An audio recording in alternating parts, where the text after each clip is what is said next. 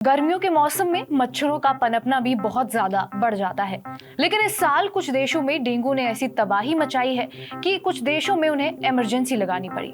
Latin America और कैरिबियाई देशों में डेंगू ने तबाही मचाई है। इस साल जनवरी से अप्रैल के बीच डेंगू के 60 लाख मामले सामने आ चुके हैं। एक्सपर्ट्स की माने तो ये सिचुएशन तब का है जब अभी पीक सीजन आना बाकी है। आने वाले महीनों में हालात और खराब हो सकते हैं। ब्राजील ऐसा देश है जो सबसे ज्यादा डेंगू की चपेट में है। यहाँ अब तक अकेले जनवरी से अप्रैल के बीच 42 लाख मामले सामने आ चुके हैं। ब्राजील की हेल्थ मिनिस्ट्री के मुताबिक देश की 1.8% आबादी डेंगू की चपेट में है। अब तक 2000 से ज्यादा लोगों की मौत भी हो चुकी है, जो किसी एक साल में डेंगू से मरने वालों की सबसे ज्यादा तादाद है। अब रॉयटर्स से मिली रिपोर्ट के बारे में भी आपको बता देते हैं।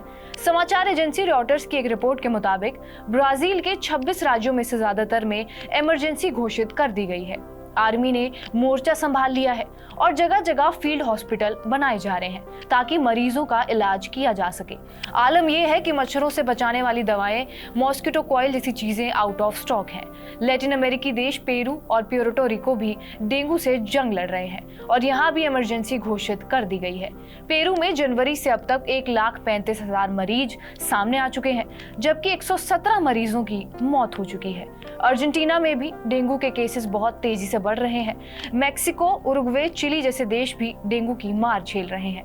यूएन की संस्था पैन अमेरिकन हेल्थ ऑर्गेनाइजेशन की माने तो ब्राजील, पराग्वे, अर्जेंटीना, उरुग्वे ऐसे देश हैं जो डेंगू की भयंकर चपेट में हैं।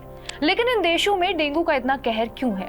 दरअसल इसकी सबसे बड़ी वजह बढ़ता तापमान है। एक्सपर्ट्स मानते हैं कि पिछले 30 सालों में लैटिन अमेरिकी क्षेत्र का तापमान हर दशक में 0.2 डिग्री सेल्सियस बढ़ता गया है।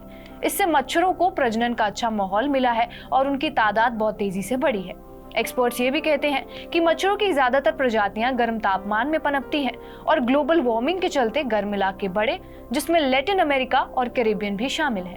उच्च तापमान के चलते गर्म मौसम की अवधि भी बढ़ गई है, जिसमें मच्छर ज्यादा एक्टिव होते हैं। द इकोनॉमिस्ट की एक रिपोर्ट की माने तो लैटिन अमेरिका और कैरिबियन में ऐसी बहुत कम जगह है जहां सर्दियों में तापमान 15 डिग्री सेल्सियस से नीचे आता है। इस टेम्परेचर पर मच्छर अपने आप मर जाते हैं। अब लैटिन अमेरिका और कैरिबियन में जिस तरीके से डेंगू ने कहर बरपाया है, ऐसी स्थिति में डेंगू के टीके की आवश्यकता पहले से भी बहुत ज्यादा महसूस की जा रही है। हालांकि कई फैक्टर्स हैं जो इसकी राह में रोड़ा है। डेंगू मादा मच्छरों के काटने से फैलता है और इस वायरस के कुल 4 प्रकार होते हैं। एक्सपर्ट्स कहते हैं कि यदि कोई टीका आपको किसी प्रकार के वायरस से बचाता है तो आपको बाकी प्रकार के वायरस का खतरा बढ़ जाता है। सबसे बड़ी चुनौती एक ऐसी वैक्सीन विकसित करना है जो डेंगू के सभी प्रकार के स्ट्रेन के खिलाफ काम करे। हालांकि वैज्ञानिकों ने ऐसे टीके बनाए हैं जो चारों प्रकार के स्ट्रेन से रक्षा करता है, लेकिन ये बहुत महंगे हैं और लिमिट भी है। बहरहाल आपका इस खबर पर क्या कुछ कहना है, हमें कमेंट बॉक्स में जरूर बताएं। बाकी देश और दुनिया की तमाम बड़ी खबरों के लिए बने रहे हमारे साथ TV9 डिजिटल पर।